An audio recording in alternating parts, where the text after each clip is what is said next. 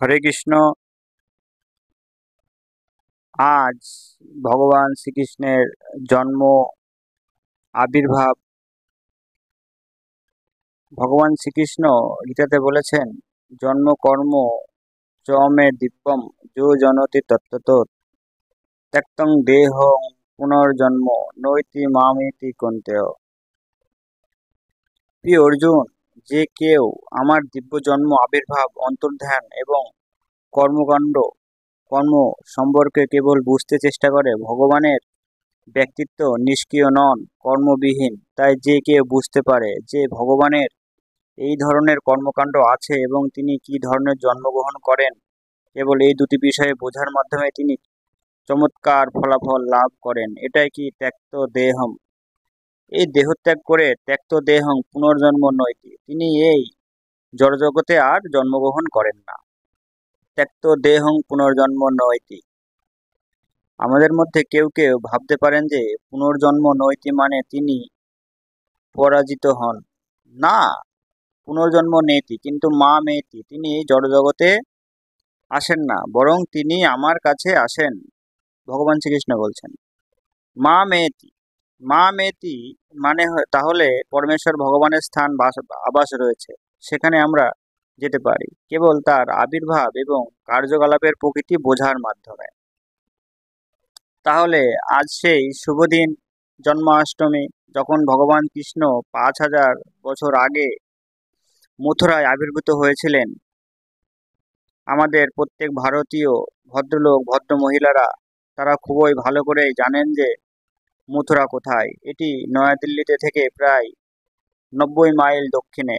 মথুরা এখনো বিদ্যমান এবং এটি চিরকাল বিদ্যমান থাকবেন। কৃষ্ণ মথুরায় তার মামার বাড়িতে অত্যন্ত ঝুঁকিপূর্ণ অবস্থায় আবির্ভূত হয়েছিলেন। সেই জন্মস্থান ভগবান কৃষ্ণের জন্মস্থান এখন খুব সুন্দরভাবে রক্ষণাবেক্ষণ করা হয়। যে কেউ ভারতে যায় তারা দেখতে পায়। যাই হোক, ভগবান কৃষ্ণ 5000 বছর আগে এই গ্রহে আবির্ভূত হয়েছিলেন। এখন কৃষ্ণ বলছেন জন্ম কর্ম চ মে দিব্যম। দিব্যম মানে সাধারণ নয়। আমরা যেভাবে জন্মগ্রহণ করি ঠিক যেভাবে এটি বোঝা উচিত নয়। কৃষ্ণ আমাদের মতো তার জন্ম গ্রহণ করেন না। ভগবত গীতায় এটি ব্যাখ্যা করা হয়েছে। যখন অর্জুন কৃষ্ণকে জিজ্ঞাসা করলেন, হে আমার প্রিয় কৃষ্ণ, আপনি বলেছেন যে পূর্বে আপনি ভগবত গীতার এই যোগ পদ্ধতি সূর্যদেবকে বলেছিলেন। এর অর্থ লক্ষ লক্ষ এবং কোটি কোটি বছর আগে আপনি বলেছিলেন। আমি কিভাবে এটি বিশ্বাস করব? একটা দারুণ প্রশ্ন করেছিলেন। কিন্তু অর্জুন যেহেতু ভক্ত ছিলেন, তাই আমাদের এই সমস্ত ভক্তবৃন্দের জন্য প্রশ্নটি করেছিলেন। কিন্তু তিনি জানতেন যে ভগবান কি বস্তু। তবুও আমাদের প্রশ্ন সম্পূর্ণভাবে নিবারণ করার জন্য তিনি এই প্রশ্নটি করেছিলেন। তারপর ভগবান শ্রীকৃষ্ণ বললেন, কারণ কৃষ্ণ অর্জুনের সমায়িক ছিলেন, তাই তিনি ভাবছিলেন যে কৃষ্ণ আমার বন্ধু, আমার চাচা, আমার ভাই। এটা কিভাবে সম্ভব যে তিনি এই ভগবদ গীতা যোগ সূর্যদেবকে বলেছিলেন? তাহা তাহলে উত্তর কি ছিল? উত্তর ছিল যে তুমি বহুবার আবির্ভূত হও, আমিও বহুবার আবির্ভূত হও। পার্থক্য হলো আমি মনে রাখতে পারি, তুমি মনে রাখতে পারো না। ঈশ্বর এবং সাধারণ জীবের মধ্যে এটাই পার্থক্য। আমরাও জন্মান্তরে জন্মগ্রহণ করছি। 84 লক্ষ প্রজাতির জীব আছে এবং যতক্ষণ আমরা এই জড়জগতে আছি, আমরা এই জড়জগতে আছি, চক্রান্তে ঘুরে বেড়াচ্ছি। মোট কথায় আমাদের 84 লক্ষ জনিতে যে কোনো একটি জনিতে আমরা কর্ম অনুরূপ একটি জনিতে যাই, কিন্তু ভগবান সেভাবে যান না। জন্মগ্রহণ করছি, 84 লক্ষ প্রজাতির জীব আছে এবং যতক্ষণ আমরা এই জড়জগতে আছি, আমরা জন্মান্তরে চক্রকারে ঘুরে বেড়াচ্ছি। তাই কৃষ্ণ জন্ম এমন নয়। তাই কৃষ্ণ বলেন জন্ম কর্ম চ মে দিব্যম যো জানাতি তত্ত্বত। তত্ত্বত মানে সত্যি, আবির্ভাহিক ভাবে নয়, বৈজ্ঞানিক ভাবে। যে জানে যে তাৎক্ষণিকভাবে মুক্তি পেতে পারে, এবং কিভাবে কেউ একই সত্য বুঝতে পারে। ভগবদ্গীতাও এটি ব্যাখ্যা করা হয়েছে, ভক্তামাম অভিজানাতি যবন যশ যস্মি তত্ত্বত। আবার একই কথা, তত্ত্বত সত্যে, যদি কেউ ঈশ্বরকে অথবা কৃষ্ণকে সত্যে জানতে চায় তাহলেই তাকে ভক্তিমূলক সেবার প্রক্রিয়া গ্রহণ করতে হবে। অন্য এক জায়গায় কৃষ্ণ বলেছেন, পত্র ফুলম পত্রম পুষ্পম ফলম তোয়ম যো মে ভক্তা প্রযচ্ছতি। যে কেউ আমাকে একটু ফল, ছোট ফুল, সামান্য জল দেয়, কিন্তু ভক্তি সহকারে, ভক্তা একমাত্র যোগ্যতা। তাই কৃষ্ণ বলেন, তয়া ভক্তা উপাহিতম অশ্রামি। যেহেতু তিনি ভক্তি, বিশ্বাস এবং প্রেমের সাথে এটি আনেন, আমি খাই, কৃষ্ণ খায়। আমরা মন্দিরে প্রসাদ নিবেদন করছি, তাই তিনি খায়, কারণ তিনি বলেন আমি খাই। আপনি কিভাবে বলতে পারেন যে তিনি খান না? কোনো এক ভদ্রলোক আমাকে জিজ্ঞাসা করলেন যে, স্বামীজি, আপনি মন্দিরে প্রসাদ উৎসর্গ করেন, কিন্তু আপনার কি মনে হয় কৃষ্ণ নাকি ঈশ্বর খাবেন? আমি উত্তর দিলাম, হ্যাঁ, কেন নয়। তিনি বলেন, আমি খাই। আপনি কিভাবে বলতে পারেন যে তিনি খান না? কিন্তু আপনি জানেন না তিনি কিভাবে খান। জ্ঞানের অভাবের কারণে তুমি মনে করো যে ঈশ্বর খাবেন না, কিন্তু খাওয়া তার খাওয়া প্রক্রিয়া ভিন্ন। ব্রহ্মসংহিতায় এর উত্তর দেওয়া হয়েছে। ব্রহ্মসংহিতায় বলা হয়েছে, অঙ্গানি যস্য সকলেন্দ্রিয় বৃত্তিমন্তি।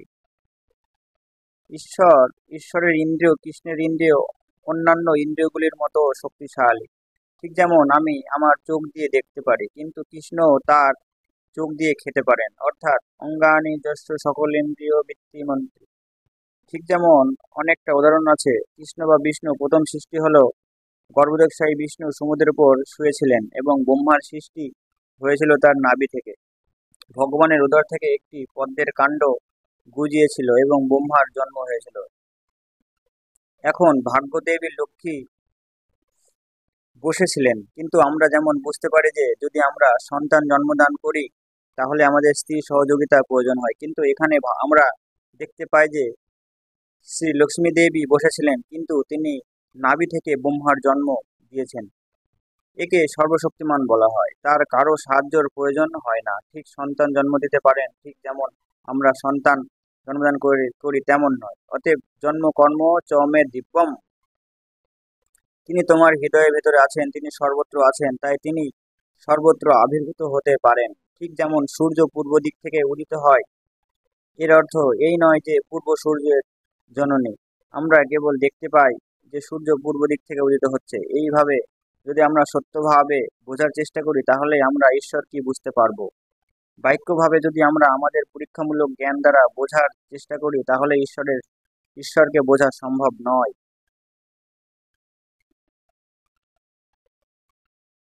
ব্রহ্মসংহিতায় বলেছেন যে যদি কেউ বায়ুর পথে বায়ুর রথে চড়ে মনের গতিতে অগ্রসর হয় তবুও ঈশ্বরকে বুঝতে পারে না।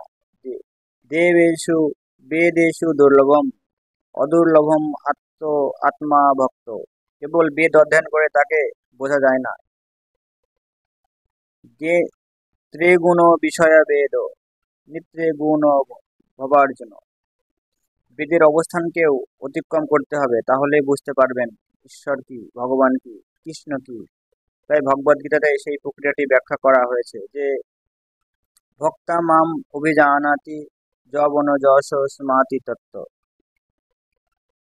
তাই এই ভক্তি, কৃষ্ণের ভক্তিমূলক সেবা খুবই চমৎকার। আর সেই ভক্তি বিভাগের অধীনে এই জন্মাষ্টমী। অবশ্যই এই জন্মাষ্টমী অনুষ্ঠানটি সকল মানুষ, সকল হিন্দু পালন করেন।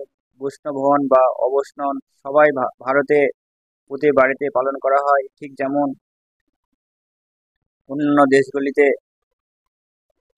পালন করা হয়, তেমনি প্রতিটি বাড়িতে জন্মাষ্টমী পালন করা হয়। আজ একটি মহান আনুষ্ঠানিক দিন, তাই আমাদের কর্তব্য কর্মসূচিরত 12টায় ভগবান জন্মগ্রহণ করবেন এবং আমরা তাকে অংশগ্রহণ করব। তাই এখন থেকেই আপনারা নাম কীর্তন করুন, ভগবানের মহিমা কীর্তন করুন, সকলকে এই বার্তাটি পৌঁছে দিন।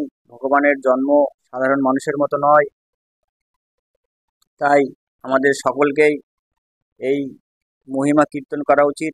আমাদের কলিযুগে ভগবান শ্রী চৈতন্য মহাপ্রভু হরে নাম হরে নাম এবং কেবলম বলো নাস্তেব্য নাস্তেব্য নাস্তেব্য গতির অন্যথা হরিনাম করার সুযোগ দিয়েছেন। তাই সমস্ত ভক্তমণ্ডলীকে আমার অনুরোধ, আপনারা সকলেই ভগবান শ্রীকৃষ্ণের নাম জপ করুন, গুণকীর্তন করুন এবং সকলকে এই ভগবানের ক্ষুদ্রতম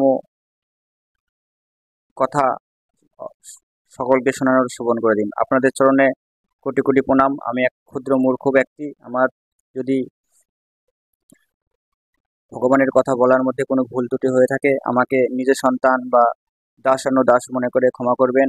সবাই ভালো থাকবেন। হরে কৃষ্ণ।